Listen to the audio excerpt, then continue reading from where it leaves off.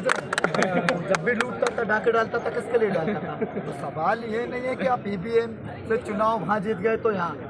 EVM एक machine है और मशीन पे भरोसा नहीं किया जा सकता, क्योंकि इंसान ने मशीन को बनाया, मशीन ने इंसान तो को नहीं बनाया। लोगों की ऊर्जा बचाती है, समय बचाती है, और जो चुनाव के अधिकारी हैं उनकी भी मदद करती है।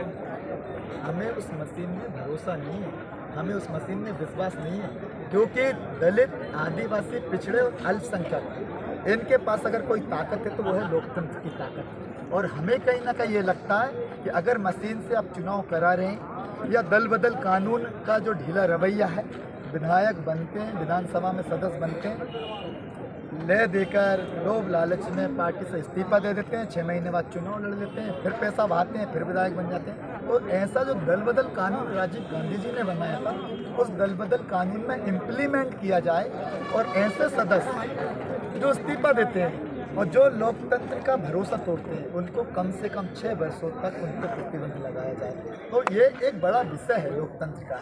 एक विषय सिर्फ एक पार्टी को लेकर नहीं है। यहाँ आपको कितने पॉलिटिशियन दिख रहे हैं जो लोकतंत्र की बचाओ लड़ाई में यहाँ आए हैं। बहुत सारे पदयात्री हैं जिनके पास सैंडल में 400 किलोमीटर चलते हैं, क्योंकि मैं समझता हूँ कि मजदूरों को और मजदूरों ने इस देश को तैयार किया है, इस देश को बनाया है।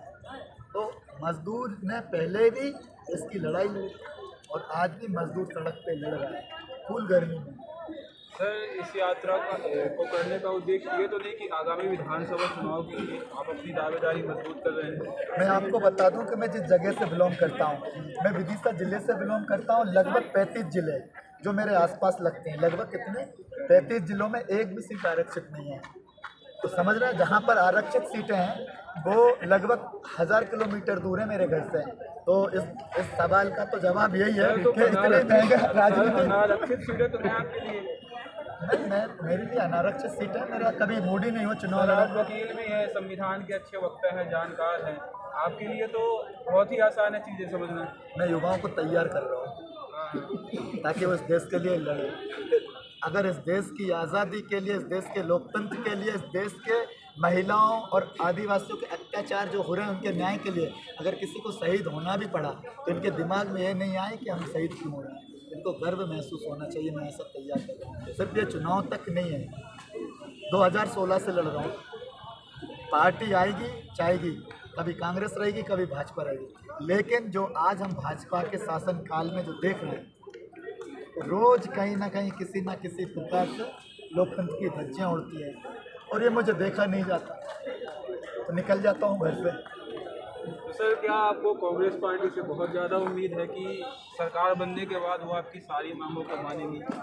हमने कांग्रेस की सरकार बनाने के लिए पहल नहीं की, हमने भाजपा के खिलाफ अधिक से अधिक वोट करें और भाजपा का अहंकार तोड़ें और भाजपा की सरकार को जड़ से उखाड़ के फेंक दें। हमारी पहल ये है। कांग्रेस सरकार बनाएगी नहीं बनाएगी कांग्रेस का नेता जाने। सर, दिग्विजय सिंह को बुलाने के पीछे का उद्देश्य क्या है? दिग्विजय सिंह जी को बुलाने के पीछे आपने देखा होगा, दिग्विजय सिंह हमेशा सड़कों पे लड़ते हैं, तो मैं उनसे सीखता हूँ। तो जब सीखता हूँ तो उससे ताकत मिलती है। तो आज तो साथ थे तो सारा जुलूस ये लंबा चौड़ा निकलता, थके ही नहीं, पैरों में दर्द ही नहीं, वो साथ। तो दिग्विजय सिंह जी से ऊर्जा मिलती है, हम लोगों को ऊर्जा। सर, आगामी विधानसभा चुनाव को लेकर आपकी क्या राय है कि आने वाले समय में किसकी सरकार बन सकती है? भाजपा की नहीं बनना चाहिए, जिसकी बन जाए। भाजपा ही हमारे देश के लिए, भाजपा ही लोकतंत्र के लिए खतरा।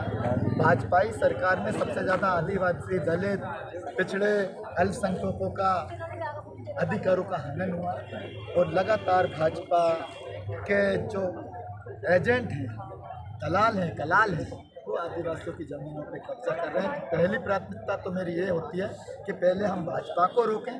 अब सरकार जिसकी बनाए, जो बनाए बनाए, लेकिन भाजपा की तो नहीं बनने देगी। चाहे उसके लिए 400 नहीं 4000 किलोमीटर भी चलना पड़े, चलेंगे।